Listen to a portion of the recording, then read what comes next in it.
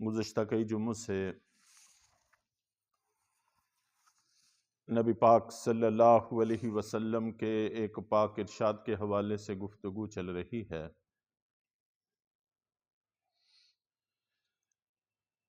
کہ آپ نبی پاک صلی اللہ علیہ وسلم نے فرمایا کہ ایمان کے 70 سے کچھ اوپر شعبے ہیں،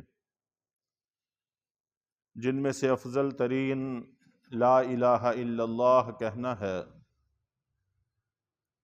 اور ادنا راستے سے تکلیف دہ چیز کو ہٹا دینا ہے،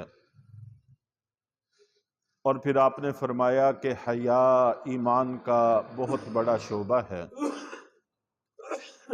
چنانچہ گزشتہ جمعے حیا کے حوالے سے کچھ بات ہوئی تھی، جس میں آخر میں سیدنا عثمان غنی رضی اللہ تعالی عنہ کا واقعہ عرض کیا تھا کہ اللہ رب العزت نے ان کے اندر حیا کا کمال رکھا تھا کہ اللہ کے فرشتے بھی ان سے حیا کرتے تھے۔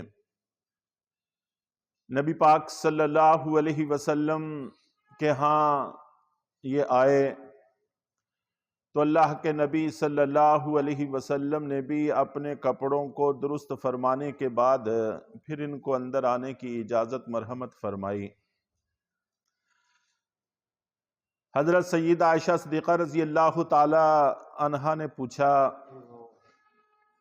کہ اللہ کے نبی صلی اللہ علیہ وسلم، حضرت ابو بکر آئے تو آپ نے کوئی تکلف نہیں فرمایا، کوئی اہتمام نہیں فرمایا، حضرت عمر فاروق رضی اللہ تعالی عنہ آئے تو پھر بھی آپ نے کوئی اہتمام نہیں فرمایا، کوئی تکلف نہیں فرمایا، اور حضرت عثمان رضی اللہ تعالی عنہ کے آنے پر آپ نے اہتمام کیا، کپڑوں کو درست کیا، تو اس کی وجہ سمجھ میں نہیں آئی۔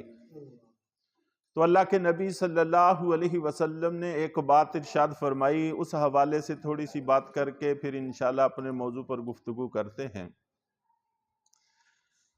آپ نے فرمایا کہ عثمان وہ شخص ہیں کہ جن سے اللہ کے فرشتے بھی حیا کرتے ہیں، تو میں ان سے بھلا حیا کیوں نہ کروں؟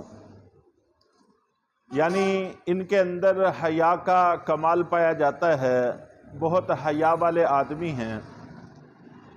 اگر میں اسی حالت میں بیٹھا رہتا تو عثمان اپنی ضرورت کی بات بھی مجھ سے نہ کر پاتے، اپنی حاجت پوری نہ کر پاتے، جس مقصد کے لیے آئے ہیں وہ کام بھی پورا نہ کر پاتے۔ حیا کی وجہ سے میرے پاس بھی شاید وہ نہ بیٹھ پاتے۔ تو اللہ کے نبی صلی اللہ علیہ وسلم نے حضرت عثمان غنی رضی اللہ تعالی عنہ کے مزاج کو سمجھا اور ان کے ساتھ معاملہ ان کے مزاج کے مطابق کیا۔ چنانچہ اس سے ہمیں یہ سبق ملتا ہے، یہ درس ملتا ہے کہ لوگوں کے ساتھ معاملات کرتے وقت ان کے مزاجوں کی رعایت رکھنا بڑا ضروری ہے، مزاجوں کا خیال رکھنا بڑا ضروری ہے، بے حد ضروری ہے۔ چاہے وہ اپنے متحد ہی کیوں نہ ہوں، تب بھی مزاجوں کی رعایت ضروری ہے، اور اگر اپنے سے بڑے ہوں تو وہاں پر تو اس کا اور بھی زیادہ اہتمام کرنا چاہیے۔ یہ نبی پاک صلی اللہ علیہ وسلم کا وہ فعل ہے، وہ عمل ہے، وہ عادت ہے کہ جس کو آپ کسی لمحے فراموش نہیں کیا کرتے تھے، ہر وقت اس کو ملحوظ خاطر رکھتے تھے، پیش نظر رکھتے تھے، اور ہم لوگوں نے اس کو یکسر نظر انداز کر دیا ہے۔ یہ مناسب نہیں ہے۔ اللہ کے نبی صلی اللہ علیہ وسلم کی سنت دائمہ کو نظر انداز کرنا ٹھیک نہیں۔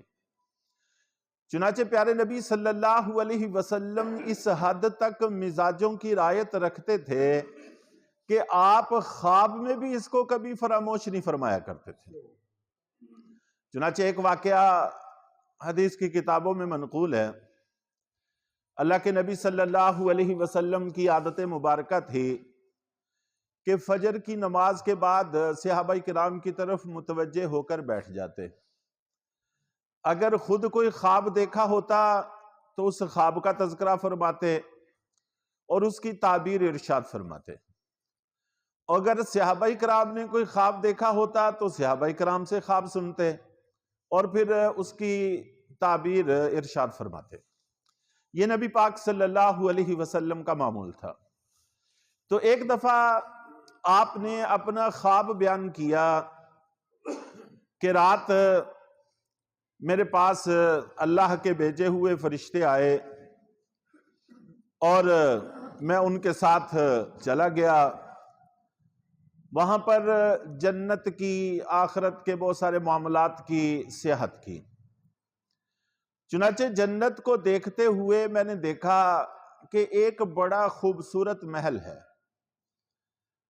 اتنا دلکش ہے کہ بے ساختہ جی چاہتا تھا کہ اس کو اندر سے دیکھا جائے۔ چنانچہ فرشتوں نے مجھے بتایا کہ یہ ایک قریشی شخص حضرت عمر فاروق رضی اللہ تعالیٰ عنہ کا محل ہے۔ پھر آپ نے ارشاد فرمایا کہ اے عمر، میرا جی چاہتا تھا کہ میں اس کو اندر سے دیکھوں، لیکن آپ کی حمیت، آپ کی غیرت مجھے یاد آ گئی کہ آپ ایک غیرت مند آدمی ہیں، حمیت رکھنے والے آدمی ہیں، اور کسی بھی غیرت رکھنے والے آدمی کے گھر میں اس کی اجازت کے بغیر داخل ہونا یہ اچھا نہیں سمجھا جاتا، مناسب نہیں سمجھا جاتا۔ اور شریعت اس معاملے میں اس حد تک ہمیں پابند کرتی ہے کہ راہ گزرتے وقت بھی اگر کسی کے گھر کا دروازہ کھلا ہوا ہو تو جاتے جاتے بھی اندر کو جھانکنا نہیں چاہیے۔ اگر کوئی آدمی اس طرح سے اندر جھانکتا ہے تو گھر والے کو حق حاصل ہے کہ اس کی آنکھ پھوڑ دیں۔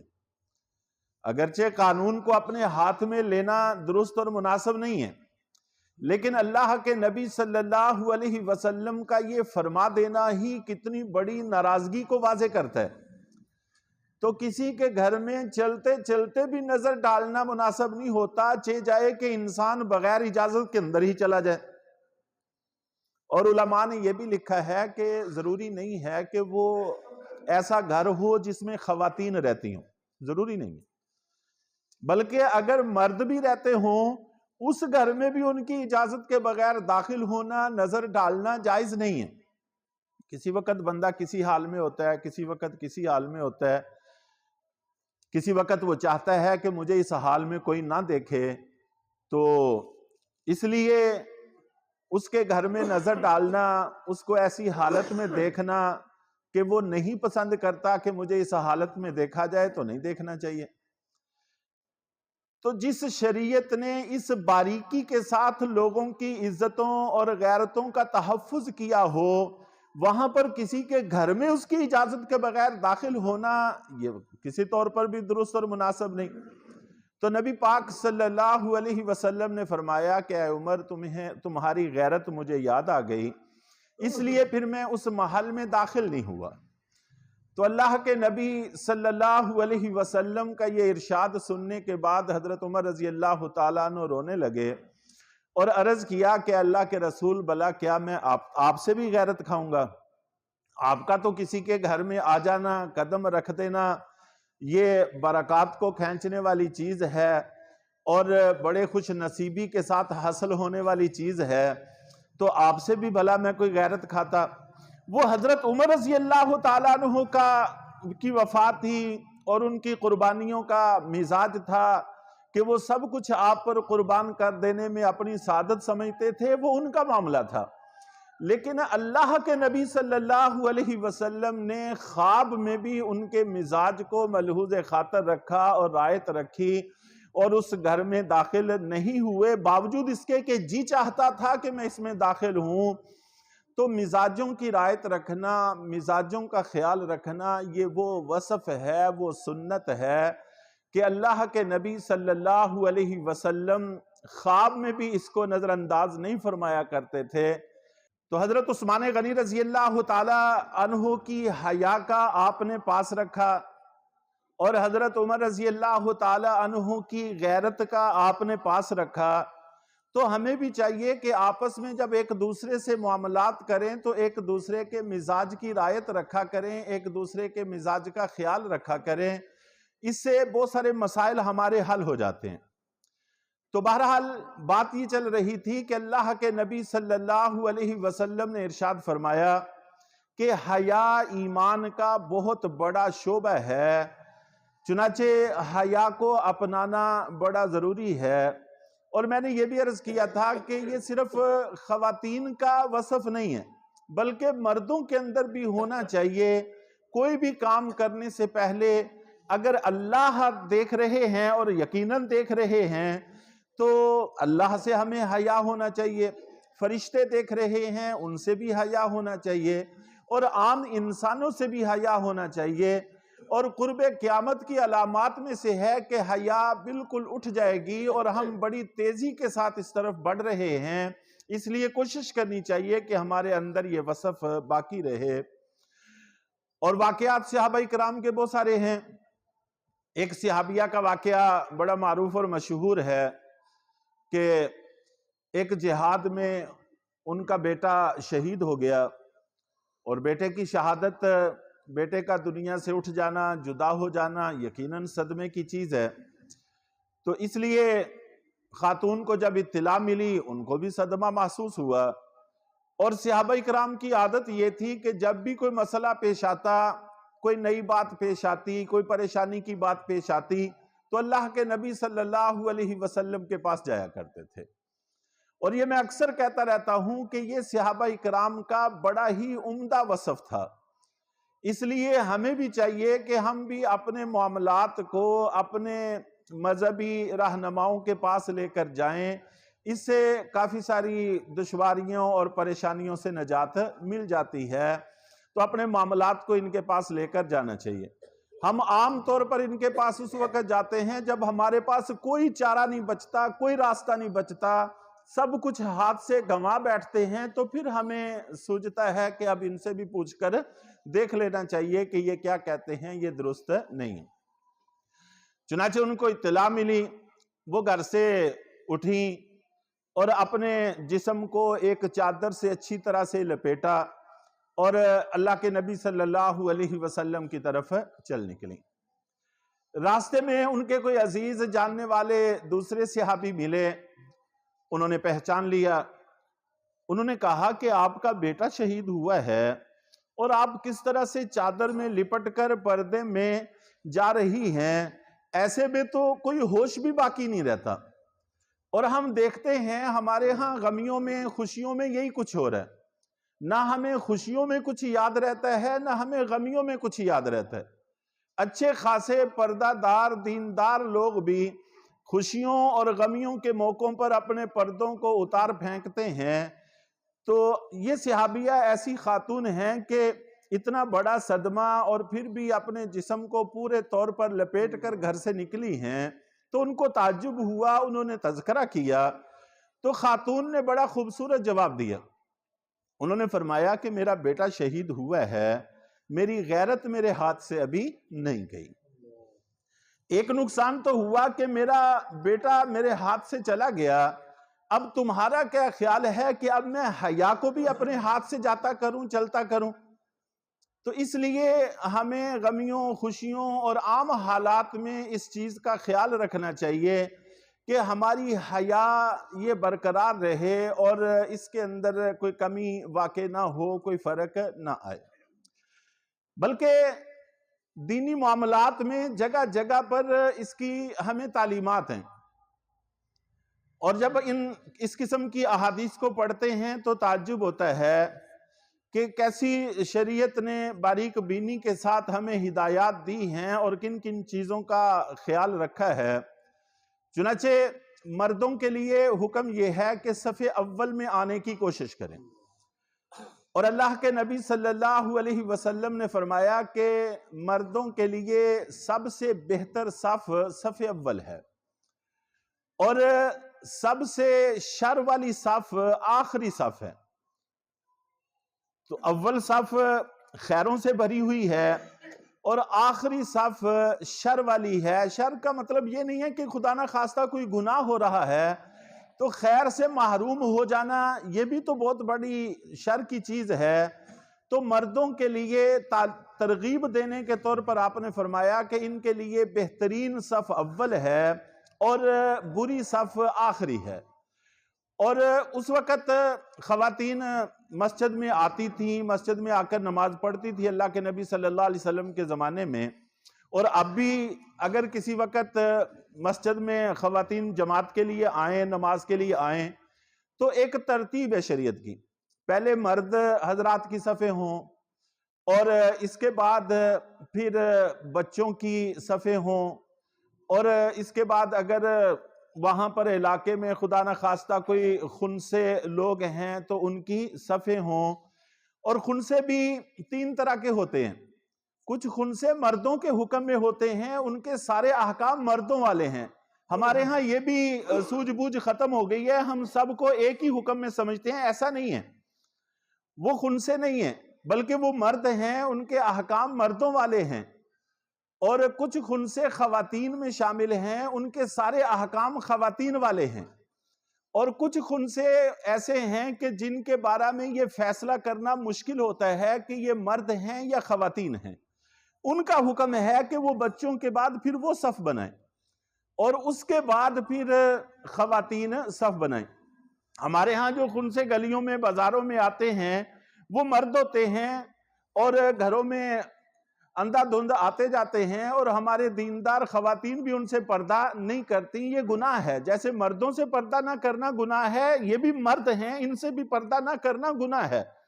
وہ ایک مخصوص قسم ہے کہ جن کے بارے میں یہ فیصلہ کرنا مشکل ہے کہ وہ مرد ہیں یا عورتیں ہیں، تو صرف ان کے احکام علیحدہ ہیں، باقی سب کے احکام طے شدہ ہیں۔ جو مرد ہیں ان کے مردوں والے، جو خواتین ہیں ان کے خواتین والے احکام ہیں، اور جن کا فیصلہ مشکل ہے ان کے احکام علیحدہ ہیں۔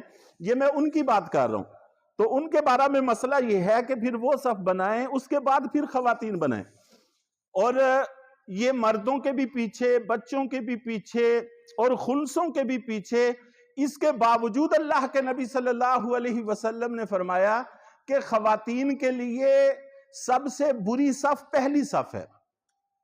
صرف خواتین کی صفیں ہیں، آخر میں صرف خواتین کی صفیں ہیں، لیکن اس کے باوجود فرمایا کہ ان کی بری صف پہلی صف ہے اور ان کی بہترین صف آخری صف ہے۔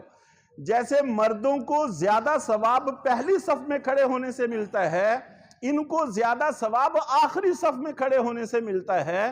صفیں تو مرتب کرنی ہیں، آگے والیوں کو بھی ثواب ملے گا، پیچھے والیوں کو بھی ثواب ملے گا، لیکن پیچھے والیوں کا ثواب آگے والیوں کی بنسبت بہتر ہوگا۔